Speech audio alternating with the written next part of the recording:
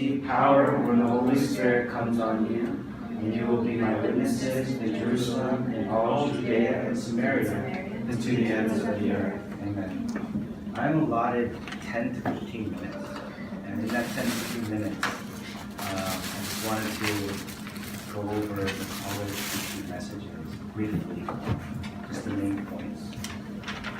And the two main titles of the college retreat messages, as some of you know that went to the conference, was this concept of healing and this concept of suffering. These two things. And I don't have chalk, so I won't write it here, but spiritual healing and spiritual summit. And the biggest thing that kind of keeps us from having spiritual healing or attaining the spiritual summit are what's called our old friends. This Saturday's message is for business women. I've been married for 16 years, and I have much respect for my wife more and more as I spend more time with her and go through many experiences with her. But one of the biggest things that I'm so blessed with is being able to talk with my wife and talk about my past or scars that I have. You know, it's very interesting that you yourself might not be able to see it, but when someone else looks at the same thing, they're able to kind of point it out. And it's like a thorn in your side that you might not be able to see, but someone else can see it and just gently pull it out. And that's what my wife was doing. And one of my biggest scars that I had was from my parents.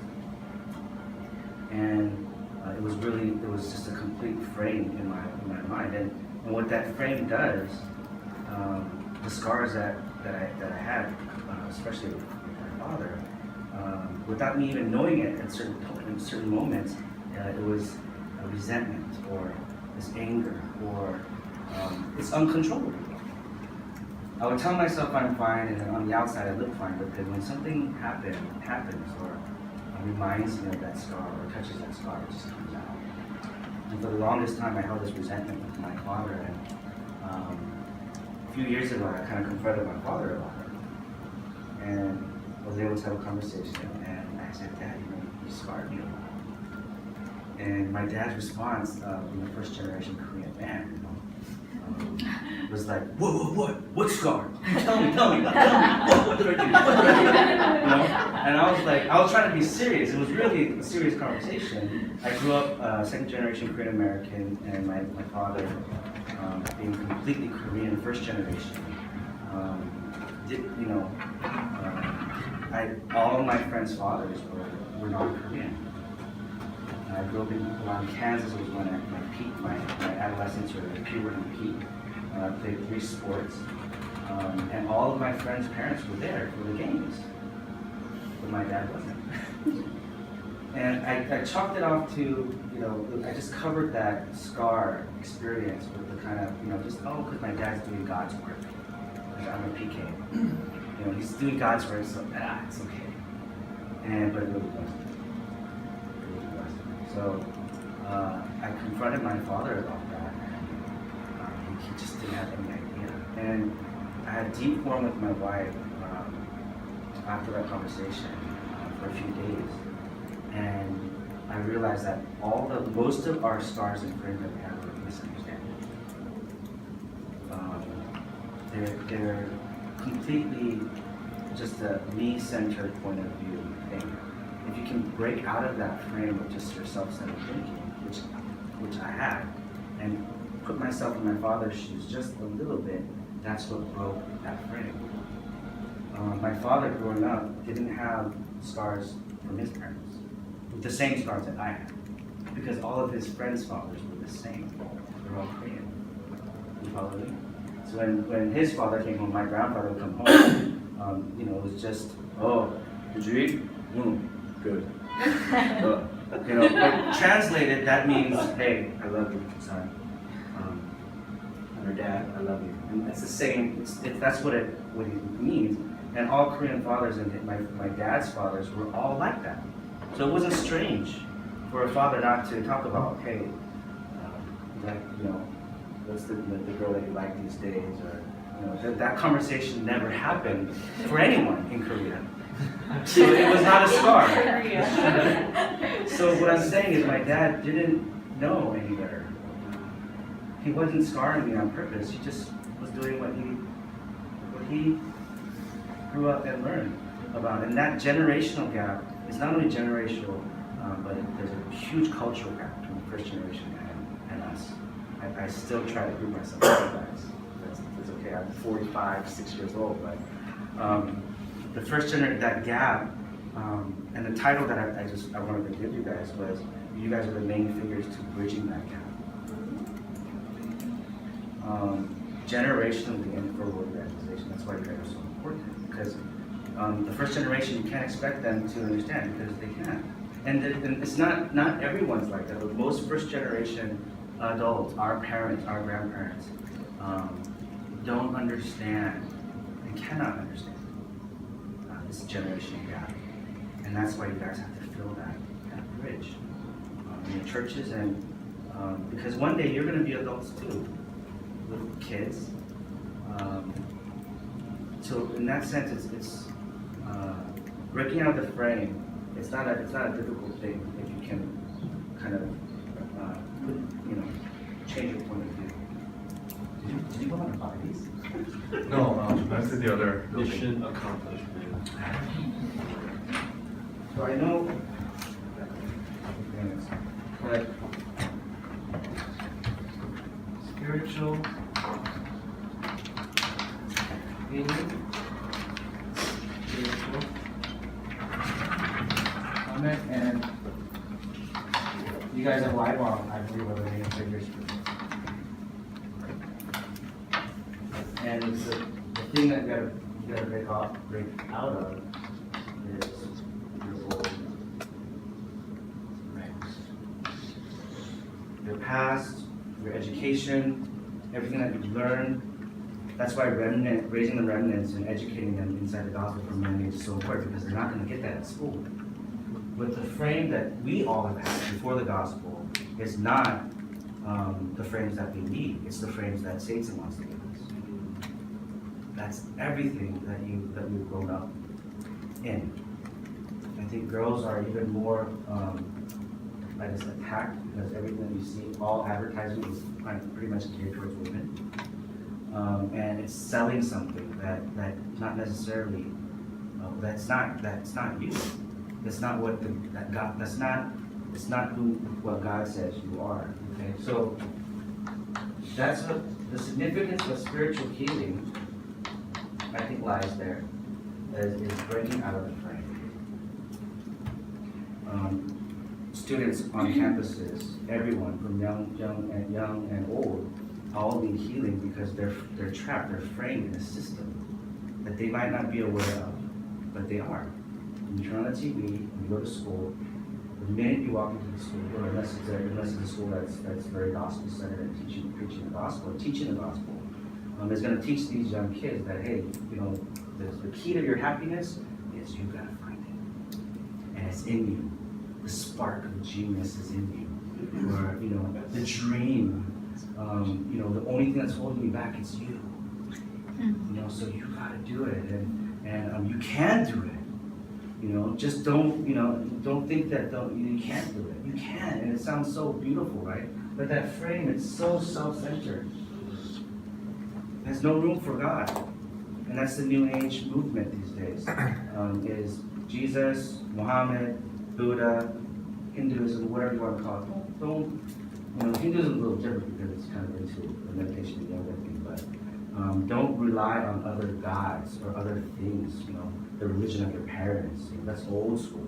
The new school is, don't settle for that. Find the power that's hidden inside of you, the potential that's hidden inside of you. And if you can tap into that potential and energy and you can do it. And it's a message that's in every movie that we see. It's so subtle, but that's the message. You can do it.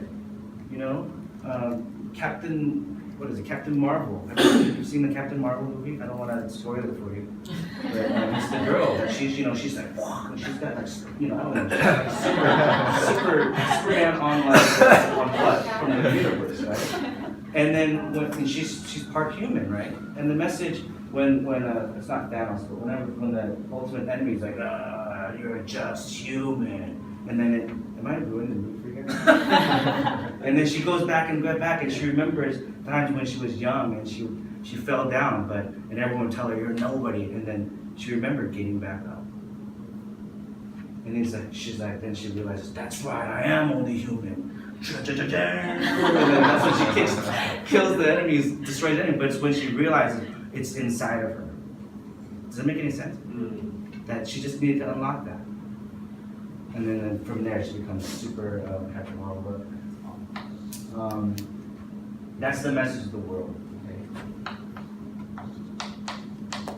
Genesis 3, 6, 11. Then the culture, Acts 13, 16, 19. You guys know this very well. The 6 days of the non-believer. This is what we need healing from, and this is what's inframed in us. You don't need God. You be like God. It's from Genesis 3. It's the same strategy of Satan. It's just gotten better. It's gotten more beautiful. He's packaged it and made it look better. 13, 16, 19 is in the culture. Every movie, that's why when my sons go watch the Adventures movie, I have to have forum with them.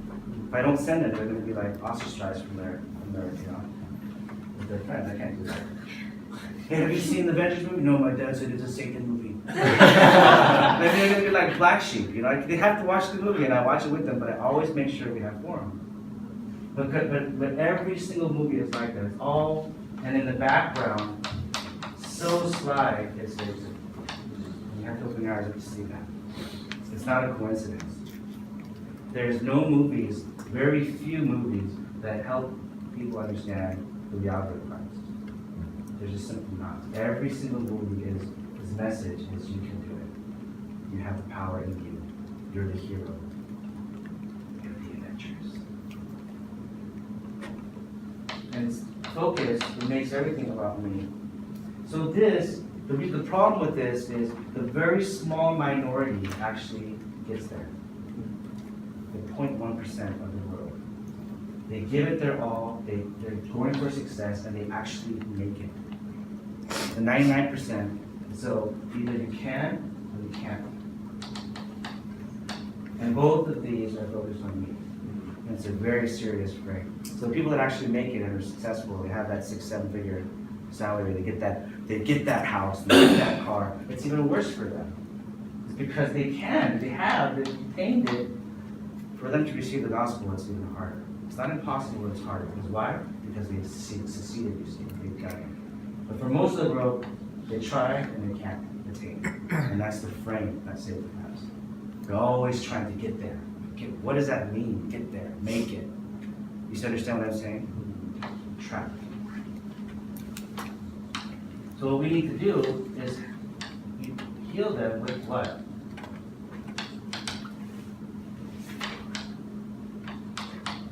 With the gospel. And not just the gospel of Christ, but only Christ. It can't be Christ plus something else. That's what this mainstream Christianity is selling, a version of the gospel that's not the true gospel. It's prosperity. Joel Austin, famous book, Your Best Life Now. He has one of the fastest growing churches in America. A lot of a few Reformed theologians say that he's not a pastor, he's a motivational speaker. But that's what he's selling. It's Christ plus something. If you believe in Christ, you're going to get your parking spot. You're going to be successful. You're going to get your best life now. Yeah. I read that book and I couldn't finish it. He goes, I go into a parking lot and I pray and I got Christ and I know I'm going to get my park spot. And then sure enough, I pull in and bam, there it is. Hallelujah. Your best life now. It's like, I'm reading, I was like, well, what if you don't get your parking spot? Are you not a child of God? Are you not saved? Or are you not blessed? It's silly what's happening. But only Christ, only the kingdom of God, only the filling of the Holy Spirit. Christ is the only way to God, because we can't go to God. God comes to us, becomes a man. The debt of sin that we owe to God, God pays on our behalf. And the most important part, I believe, is it comes to destroy the work of Satan. From the very beginning, Genesis 3:15, the offspring of the woman shall come, a man will be born, not of a man's seed, Adam, a man's seed, but of the woman. Without the seed of a man, a human being is coming. That's the promise. It's so scientific and logical that it has to be that way. Without a man's seed, a virgin shall give birth to a son, and you shall call him Emmanuel, and that birth happened 2019 years ago, roughly. And he comes to do a particular thing, to die on a cross. It's not the blood of an animal, it's the blood of God himself. And that blood washes our sins away. That's why it's power. It has power. Because it's the blood of God. And he rises from the dead, destroying the work of Satan, completing that work. It's done. And then he gives us a mission. For 40 days, Jesus speaks about the kingdom of God and tells the 120 or so believers and disciples there why they have to go out into the world, because it's covered in darkness. And he tells them that for 40 days, and I'm going to send you out in there. But I'm not going to just send you out without anything. I'm going to send you with the filling, with the power of the Holy Spirit. I bless you in Jesus' name that you tap into this power. And this retreat, Pastor Yu, and he always says that, is, I don't know why you don't do that. The world's doing something else, and you have access to this power. Why don't you utilize it? And having the power of this spiritual summit, the very important also point is, why do you need that power? It's your motivation. I've met a lot of remnants who say, okay, 138, I want the spiritual summit. Why do you want that summit? Because I want to get good grades. Hallelujah. Or I want the power. Why do you want the power? Oh, because I got this problem I want to solve. Hallelujah. And it goes back to the same thing. You will receive power of the Holy Spirit come upon you, and you will be my witnesses. The power is given so that you can be a witness. If evangelism is not part of your answer at spiritual summit, you're missing the point. And this power in the Greek is dynamite, right? It's something that's visible. Just a couple examples. One of them is Joseph. Joseph as a slave, it was visible. Right? That power was visible. Potiphar looked at Joseph and said, how are you a slave? Another example is Stephen in Acts chapter 7. He's being stoned to death. He proclaims the accurate gospel from Joseph from the Old Testament, the entire thing, and they're, the Jews are listening. They're grinding their teeth, like, oh, we're gonna kill this guy. And he finishes, and as he's being stoned, you can see it. It's a visible thing. Filled by the Spirit, his face looked like that of what? An angel. And his last words, his dying words, it really shows evidence of what the power of God looks like. In his dying last words, what does he pray? He prays for the people throwing the stones. Father, forgive them, for they don't know what they do. You know what I'm saying? Spiritual son. It's not something that he forced. He wasn't being stoned and like, oh yeah, that's right, Jesus said love your enemies. Oh, I don't want to love them, but okay, I love them. No, it wasn't like he was like, oh no. He was just like, the face of an angel filled by the Spirit, looking at the people throwing the stones at him, not just your enemy, someone killing you. And the words that he comes out with is, Father, forgive them, for they don't know what they're doing. A lot of times we blame people, our parents or whoever, adults, first generation, and we're not filled by the Holy Spirit, because we're not, we have, when we see that, we're like, oh,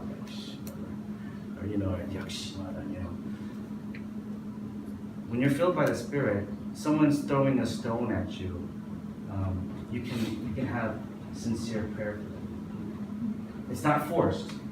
To force yourself to like somebody, your enemy, is impossible. It's difficult. You know what I'm saying? And then God doesn't want you to operate that way. Oh, God told me to evangelize, so I better evangelize. That's not the way He wants you to He wants to operate through you. He wants evangelism. He wants love for your neighbor to happen so naturally, with power. Where even if someone's like, cursing you, you can summit is like kind of your point of view. It can be very clear. As Stephen's being stoned, Saul at the time was holding the coats. And what do you think he saw?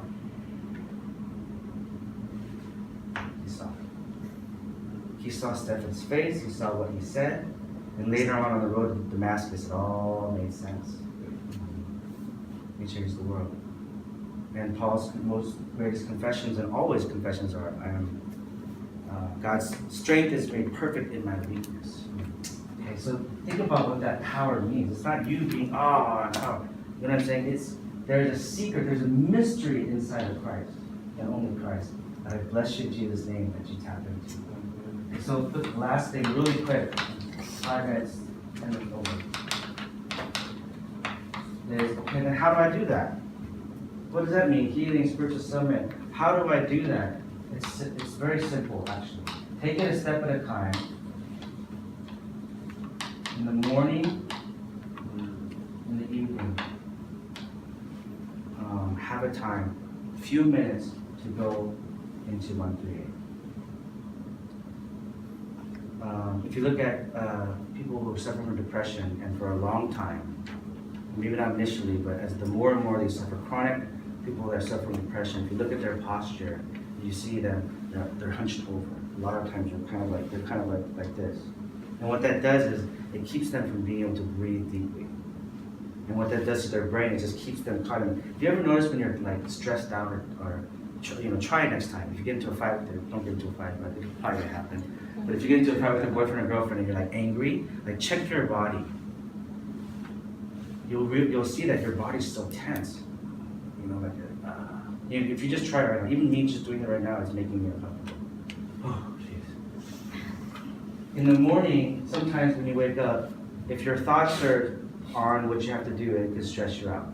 The tasks of the day. You gotta kind of put that to the side. And to start that, a lot of times it helps me is you have to relax your body. You have to stretch a little bit. Make sure you're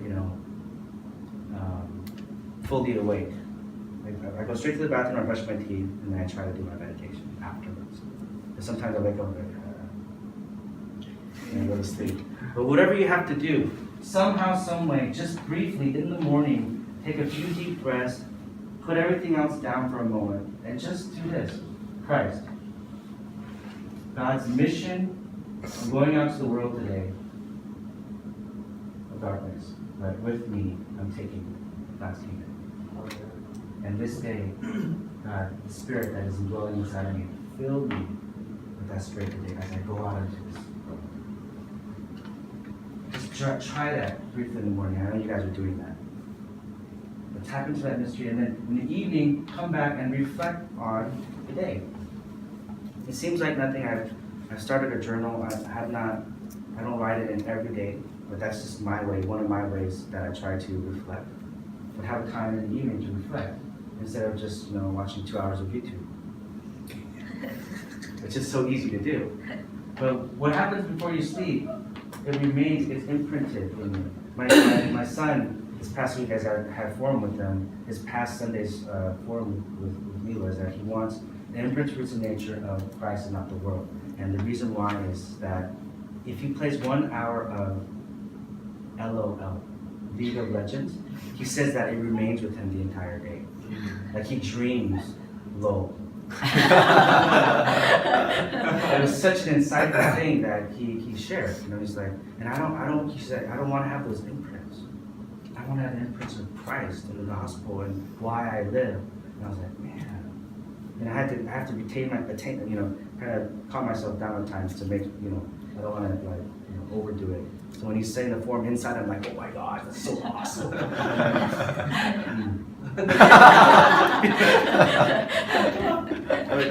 His forums are so real. What you do at night really impacts, even if it's just 10 seconds. Even if it's 10 seconds, you close your eyes and just take a few deep breaths and just saying thank you. Which Korean, Apache means father, but one of the pastors that I really respect, that's how he ends his night. And you can tell it's so sincere. He was just, and it seems like nothing, right? So simple words, Father, thank you, before he sleeps. But that's the last thing he does and says before he sleeps, and then he hits the bed. I'm sorry, very important. This scheduled prayer is going to lead to this.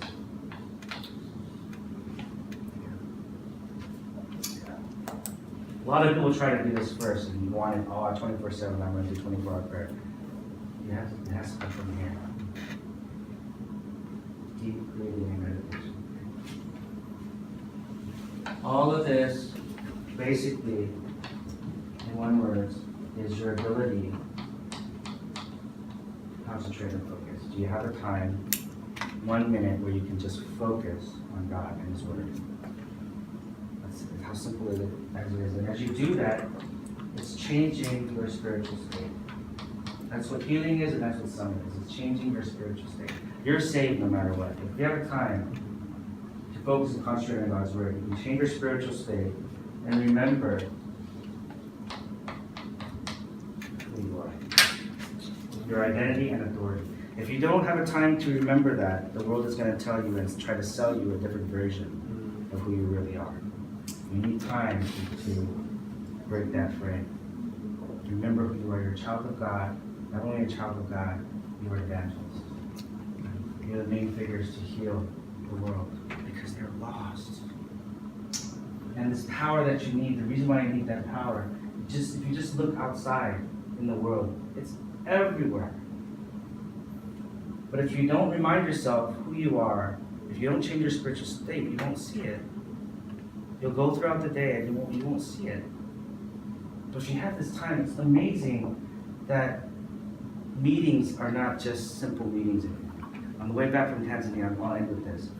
Last 2 weeks ago, there was a young woman sitting next to me on the left. She's from Nigeria. She's a Nigerian woman. Just recently broken from her family and her kids. She was on her way to Germany. And as I was talking to her, speaking with her, and eventually I shared the gospel with her, I found out she's on medication. She wants to commit suicide because she's separated from her kids. She just emailed me actually last week afterwards, and she wants to be born again. But she's an ex-Muslim, or she's not really Muslim. I don't think she really believes that she's Muslim. But these kind of people are everywhere. They might look like they're happy, they might be smiling, but all of this, guys, application is to saving the field. You have an amazing calling and blessing by God to save people in the field. And YBAWM is a great team, I believe, to do that in New York. Amen? Amen. Heavenly Father, thank you, Lord, for this meeting and precious young adults that you've gathered here, Lord. And I pray that by the power of your Spirit, not only this morning, but throughout the rest of this day, throughout the rest of the week, especially tomorrow on Sunday, remind them of who they are. Remind them of why they are, the purpose that you called us. Lord, to enjoy you deeply, and through that enjoyment, Lord, relay that enjoyment to others, to the world. Continue to bless this meeting, Lord. We thank you and pray these things in Jesus' wonderful name. Amen. Amen.